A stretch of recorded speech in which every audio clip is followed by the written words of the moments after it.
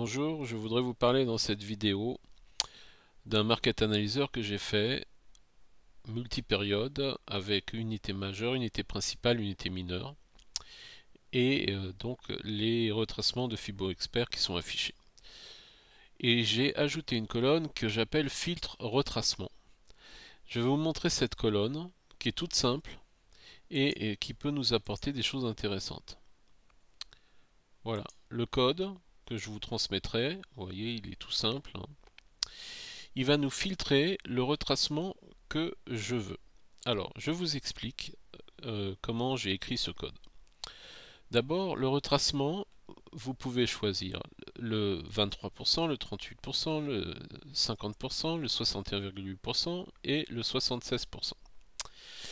Donc, je vous ai affiché les valeurs possibles que vous pouvez mettre. Moi, j'ai choisi le 61,8%, retracement 61,8%. Ensuite, je demande que l'une des... la première colonne, je l'ai appelée Fibo 1. La deuxième colonne, je l'ai appelée Fibo 2 dans l'étiquette. Et la troisième colonne, je l'ai appelée Fibo 3. Et donc ça, c'est ma colonne de filtre de retracement. Et la condition, elle est ainsi. Si la première colonne a la valeur de 61,8% de retracement, ou bien la valeur négative de 61,8%. Alors qu'est-ce que ça veut dire la valeur négative de 61,8%?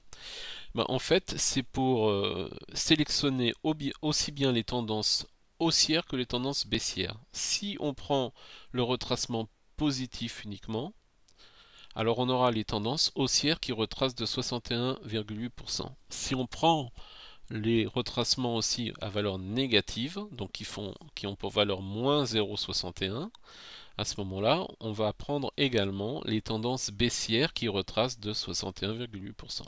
Donc par défaut, je marque les deux. D'accord? Donc j'ai choisi 0,61, je peux choisir 0,50, 0,23. Donc là, j'ai choisi 0,61. Et aussi bien pour une tendance haussière que pour une tendance baissière. Et j'ai demandé un tri qui va s'effectuer dans les trois colonnes. C'est-à-dire qu'il faut qu'une des trois colonnes puisse avoir le retracement que j'ai choisi de 61,8.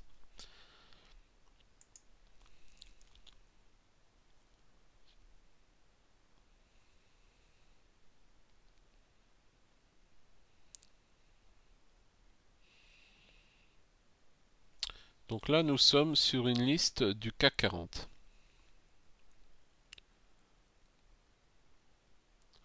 Pour l'instant, on a toutes les valeurs qui s'affichent.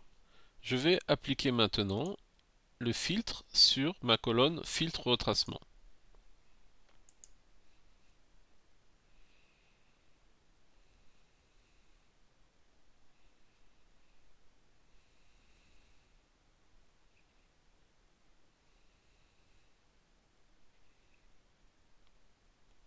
Et là, vous constatez que nous avons beaucoup moins d'actions qui s'affichent, uniquement les actions qui s'approchent des 61,8% dans l'une des trois colonnes.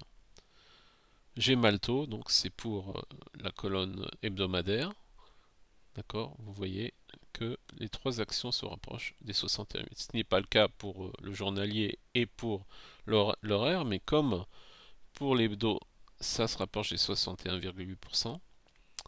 Donc nous avons ces actions qui s'affichent. Si je change maintenant que je me mets sur du moyen terme, je vais obtenir d'autres résultats.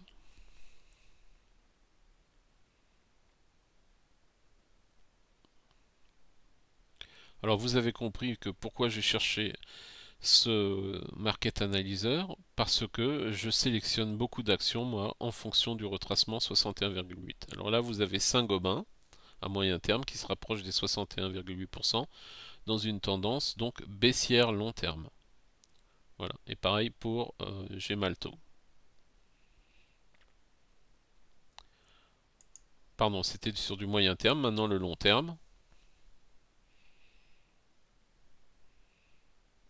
Voilà, donc c'est un market analyzer tout simple qui vous permet de sélectionner les actions qui arrivent proches du retracement des 61,8. Voilà, sur du long terme, on n'a rien du tout.